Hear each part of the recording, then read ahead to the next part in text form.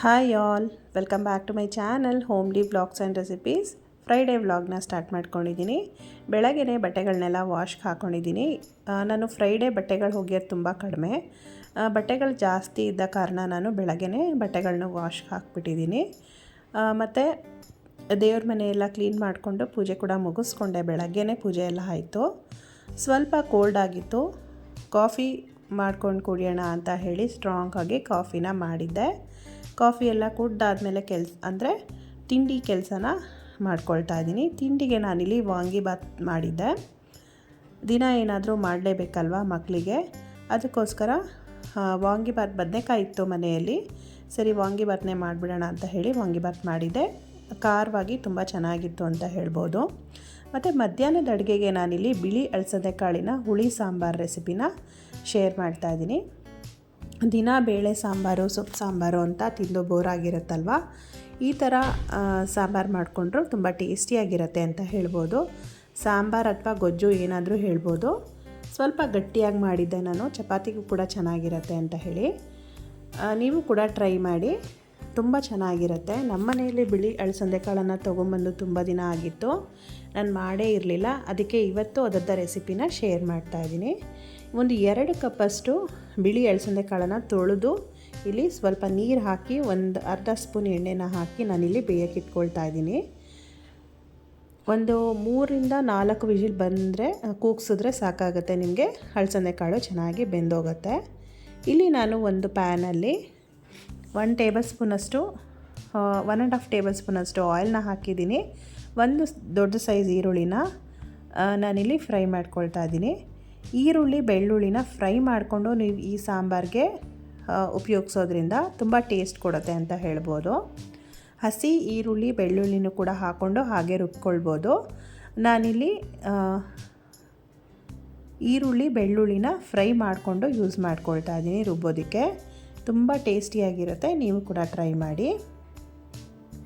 ಒಂದು ದೊಡ್ಡ ಸೈಜ್ ಈರುಳ್ಳಿನೇ ನಾನಿಲ್ಲಿ ಫ್ರೈ ಮಾಡ್ಕೊಳ್ತಾ ಇದ್ದೀನಿ. ಮತ್ತು ಸ್ವಲ್ಪ ಬೆಳ್ಳುಳ್ಳಿನೂ ಕೂಡ ಆ್ಯಡ್ ಮಾಡ್ಕೊಳ್ತೀನಿ. ಬೆಳ್ಳುಳ್ಳಿ ಕೂಡ ಚೆನ್ನಾಗಿ ಫ್ರೈ ಆಗಬೇಕಾಗತ್ತೆ. ಮತ್ತು ಇಲ್ಲಿ ನೀವು ಟೊಮೆಟೊ ಏನು ಫ್ರೈ ಮಾಡೋದು ಬೇಕಾಗಿಲ್ಲ, ಹಾಗೆ ರುಬ್ಬಕ್ಕೆ ಹಾಕ್ಕೊಂಡ್ರೆ ಚೆನ್ನಾಗಿರುತ್ತೆ. ಇಲ್ಲಾಂದರೆ ಕಟ್ ಮಾಡಿ ಕೂಡ ಹಾಕ್ಕೊಳ್ಬೋದು ನೀವು. ಇಲ್ಲಿ ನಾನು ಒಂದು ಜಾರಲ್ಲಿ ಹುರಿದಿಟ್ಕೊಂಡಿರುವಂತಹ ಈರುಳ್ಳಿ ಮತ್ತು ಬೆಳ್ಳುಳ್ಳಿನ ಸೇರಿಸ್ಕೊಳ್ತಾ ಇದ್ದೀನಿ. 2 ಟೊಮ್ಯಾಟೊನ ಸೇರಿಸ್ಕೊಳ್ತಾ ಇದ್ದೀನಿ. ಮತ್ತು ಕಾಯಿ ಚೂರುಗಳನ್ನು ಕೂಡ ಸ್ವಲ್ಪ ಹಾಕ್ಕೊಳ್ತಾ ಇದ್ದೀನಿ. ಕಾಯಿ ಜಾಸ್ತಿ ಉಪಯೋಗಿಸೋದೇನು ಬೇಡ. ಒಂದು 5ರಿಂದ 6 ಗೋಡಂಬಿನೂ ಕೂಡ ಸೇರಿಸ್ಕೊಳ್ತಾ ಇದ್ದೀನಿ. ನೀವು ಗೋಡಂಬಿ ಹಾಕೋದ್ರಿಂದ ಇನ್ನೂ ಟೇಸ್ಟ್ ತುಂಬ ಚೆನ್ನಾಗಿರುತ್ತೆ ಅಂತ ಹೇಳ್ಬೋದು. ಮತ್ತು ಒಂದು ಸ್ವಲ್ಪ ಹುಣಸೆಹಣ್ಣನ್ನು ಕೂಡ ರುಬ್ಬೋದಕ್ಕೆ ಹಾಕ್ಕೊಳ್ತಾ ಇದ್ದೀನಿ. ಒಂದು 2ರಿಂದ 3 ಟೇಬಲ್ ಸ್ಪೂನಷ್ಟು ಬೇಳೆ ಸಾಂಬಾರು ಪೌಡರ್ ಇರುತ್ತಲ್ವ, ಅದನ್ನು ಕೂಡ ಸೇರಿಸ್ಕೊಳ್ತಾ ಇದ್ದೀನಿ. ಮತ್ತು ಅಳಸಂದೆ ಕಾಳನ್ನು ಬೇಯಿಸಿಟ್ಕೊಂಡಿದ್ದೀವಲ್ವ, ಅದನ್ನು ಕೂಡ ಸ್ವಲ್ಪ ಆ್ಯಡ್ ಮಾಡ್ಕೊಳ್ಬೇಕಾಗತ್ತೆ. ನಿಮಗೆ ಸಾಂಬಾರು ಗಟ್ಟಿ ಬರೋದಕ್ಕೋಸ್ಕರ ನಾವಿಲ್ಲಿ ಬೆಂದಿರುವಂತಹ ಕಾಳನ್ನು ಕೂಡ ಉಪಯೋಗಿಸ್ಕೊಳ್ಬೇಕಾಗತ್ತೆ. ಎಲ್ಲನೂ ಚೆನ್ನಾಗಿ ಫೈನ್ ಪೇಸ್ಟಾಗಿ ರುಬ್ಕೊಳ್ಬೇಕಾಗತ್ತೆ. ಈಗ ಒಂದು ಕುಕ್ಕರಲ್ಲಿ ನಾನು ಒಂದು 2ರಿಂದ 3 ಟೇಬಲ್ ಸ್ಪೂನಷ್ಟು ಎಣ್ಣೆನ ಹಾಕಿದ್ದೀನಿ. ಸ್ವಲ್ಪ ಸಾಸಿವೆನ ಹಾಕ್ಕೊಂಡು ಚೆನ್ನಾಗಿ ಫ್ರೈ ಮಾಡ್ಕೊಳ್ಬೇಕಾಗತ್ತೆ. ಮತ್ತು ಒಂದು ಚಿಕ್ಕ ಈರುಳ್ಳಿ ಮತ್ತು ಸ್ವಲ್ಪ ಬೆಳ್ಳುಳ್ಳಿ, ಕರಿಬೇವು ಎಲ್ಲನೂ ಹಾಕ್ಕೊಂಡು ಒಗ್ಗರಣೆ ಮಾಡ್ಕೊಳ್ಬೇಕಾಗತ್ತೆ. ಈಗ ತೊಳೆದು ಕಟ್ ಮಾಡಿ ಇಟ್ಕೊಂಡಿರುವಂತಹ ಆಲೂಗಡ್ಡೆ ಮತ್ತು ಬದನೆಕಾಯಿನ ಹಾಕಿ ಅದನ್ನು ಕೂಡ ಚೆನ್ನಾಗಿ ಫ್ರೈ ಮಾಡ್ಕೊಳ್ಬೇಕಾಗತ್ತೆ. ಮತ್ತು ನಾವಿಲ್ಲಿ ಬೇಯಿಸಿಟ್ಕೊಂಡಿರುವಂತಹ ಅಳಸಂದೆ ಕಾಳನ್ನು ಕೂಡ ಸೇರಿಸ್ಕೊಂಡು ಅದನ್ನು ಕೂಡ ಚೆನ್ನಾಗಿ ಮಿಕ್ಸ್ ಮಾಡ್ಕೊಳ್ಬೇಕಾಗತ್ತೆ. ಅಳಸಂದೆ ಕಾಳು ಬೇಗ ಬೆಂದೋಗುತ್ತೆ. ನೀವು 2ರಿಂದ 3 ವಿಷಲ್ ಕೂಗಿಸ್ಕೊಂಡ್ರೆ ಸಾಕಾಗತ್ತೆ, ಅದು ಬೇಗ ಬೆಂದ್ಕೊಳ್ಳುತ್ತೆ. ತುಂಬ ಟೇಸ್ಟಿಯಾಗಿರುತ್ತೆ ಅಂತ ಹೇಳ್ಬೋದು. ರೊಟ್ಟಿ, ಚಪಾತಿ, ದೋಸೆಗೆಲ್ಲ ಒಳ್ಳೆ ಕಾಂಬಿನೇಷನ್ ಅಂತ ಹೇಳ್ಬೋದು. ಈಗ ರುಬ್ಬಿಟ್ಕೊಂಡಿರುವಂತಹ ಖಾರನ ಹಾಕ್ಕೊಳ್ತಾ ಇದ್ದೀನಿ. ಅಳಸಂದೆ ಕಾಳನ್ನು ಬೇಯಿಸಿರುವಂತಹ ನೀರನ್ನು ಕೂಡ ನೀವಿಲ್ಲಿ ವೇಸ್ಟ್ ಮಾಡಬಾರ್ದು. ಆ ನೀರನ್ನು ಕೂಡ ನೀವಿಲ್ಲಿ ಸಾಂಬಾರಿಗೆ ಹಾಕ್ಕೊಳ್ಬೇಕಾಗತ್ತೆ. ಸ್ವಲ್ಪ ನೀರನ್ನು ಕೂಡ ಸೇರಿಸ್ಕೊಳ್ತಾ ಇದ್ದೀನಿ ನಾನಿಲ್ಲಿ.